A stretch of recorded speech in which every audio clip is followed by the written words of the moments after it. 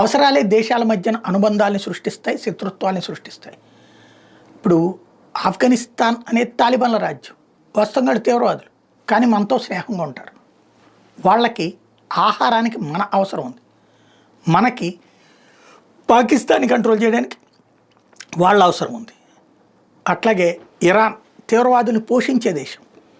ఒక రకంగా చెప్పాలంటే ఆ జలసంధి నుండి వచ్చేటటువంటి ప్రాంతాలన్నింటి తన గుప్పెడు పట్టుకుంది హౌతీ తీవ్రవాదుల ద్వారా.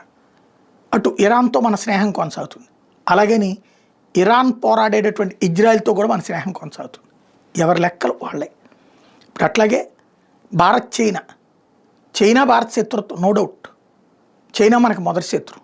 అట్లాగని శత్రువుతో కూడా స్నేహం చేయడం భారతదేశానికి మాత్రమే సాధ్యమైనటువంటి.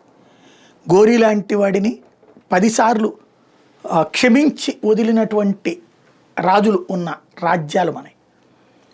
ఖిల్జీ లాంటి వాడిని అనేక సార్లు పట్టుకుని ఉరేయడానికి, నరికి పారేయడానికి అవకాశం ఉన్నా వదిలేసినటువంటిది. తర్వాత దానివల్ల మనం సఫర్ అయ్యాం. చైనాతో కూడా మనం సఫర్ అవుతాం. కానీ ఇది యుద్ధాల కాలం కాదు. వెళ్ళి చైనాని బాంబులు వేసేసి లేపేసేసి, యుద్ధ విమానాలతో లేపేసేసి చేయగలిగేటటువంటిది కాదు. అట్ ద సేమ్ టైం ఒకళ్ళ అవసరం ఒకళ్ళకు ఉంది. అమెరికాని కంట్రోల్లో పెట్టాలంటే చైనా యాక్టివ్గా ఉండాలి, ఇండియాని కంట్రోల్లో పెట్టాలంటే చైనా యాక్టివ్గా ఉండాలని అమెరికా అనుకుంటాం. అట్లాగే అమెరికాని కంట్రోల్లో పెట్టాలంటే చైనా యాక్టివ్గా ఉండాలని మనం కూడా కోరుకుంటాం. అందులో భాగంగా ఎవరి లెక్కలు వాళ్ళకి. అదే సందర్భంలో దాని వివాదాలు అది చేస్తూనే ఉంటుంది, మన ప్లానింగ్లు మనకి నడుస్తూనే ఉంటాయి.